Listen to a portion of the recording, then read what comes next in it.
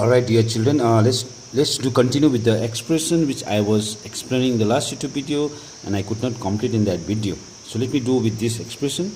So we derived that work done in stretching a wire is equals to 1 by 2 stress into strain into volume, the volume of a wire.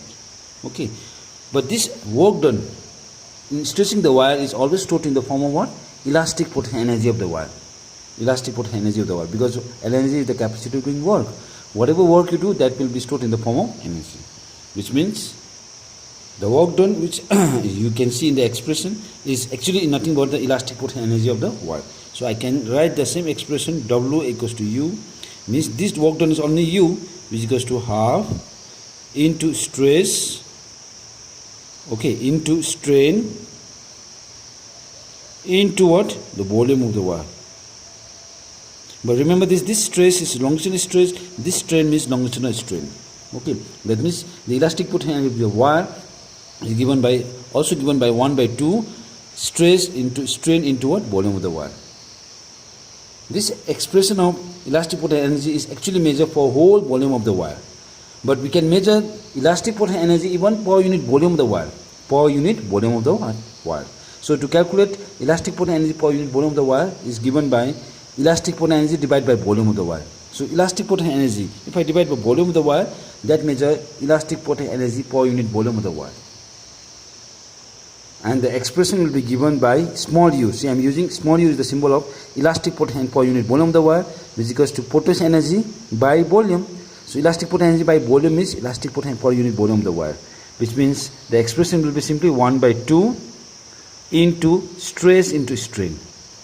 Stress into what? Strain.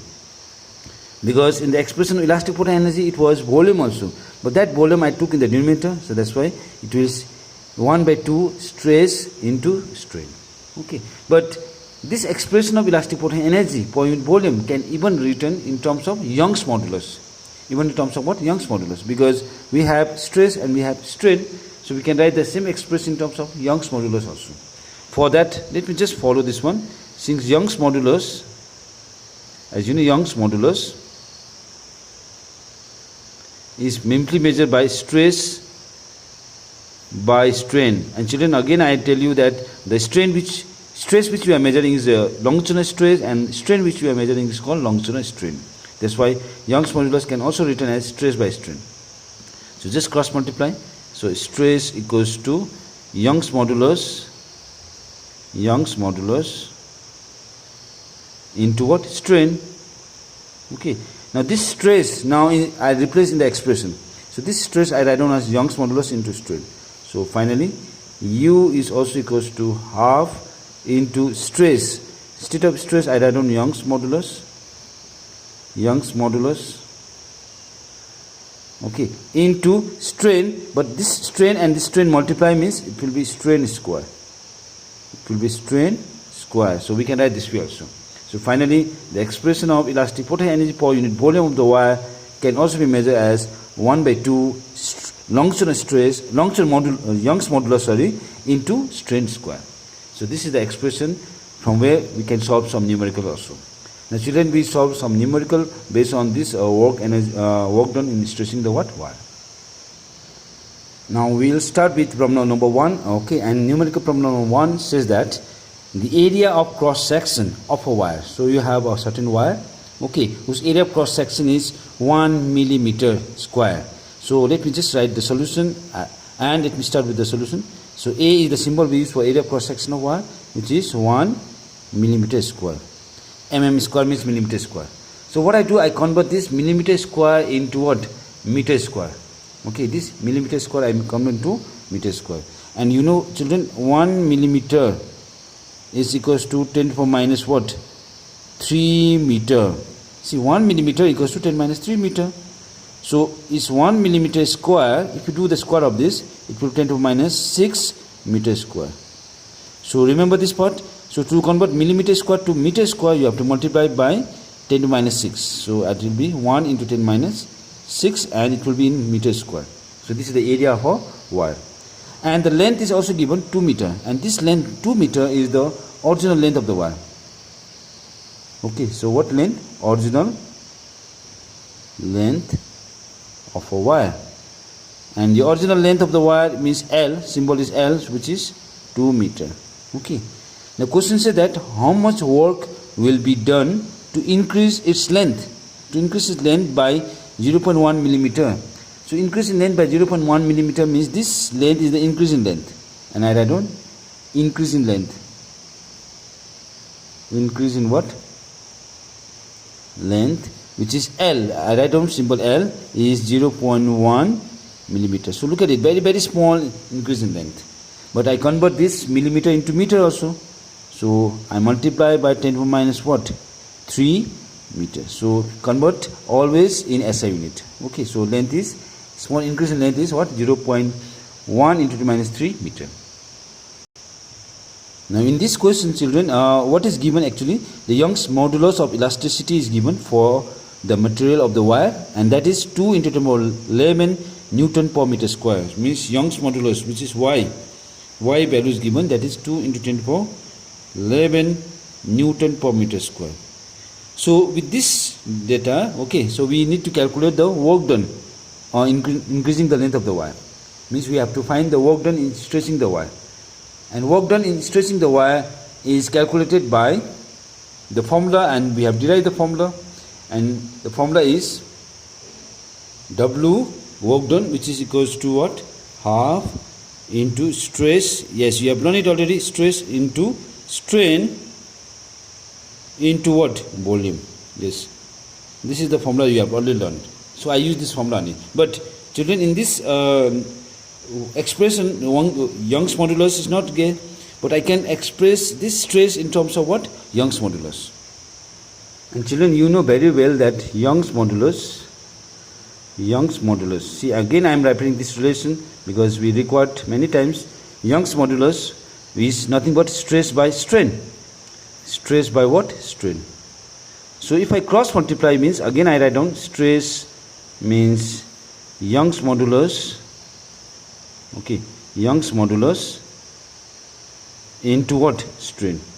Yes, this is the relation of stress in terms of Young's modulus. Now I replace this stress in terms of Young's modulus, which means W work done equals to half into stress, but stress I write down as what?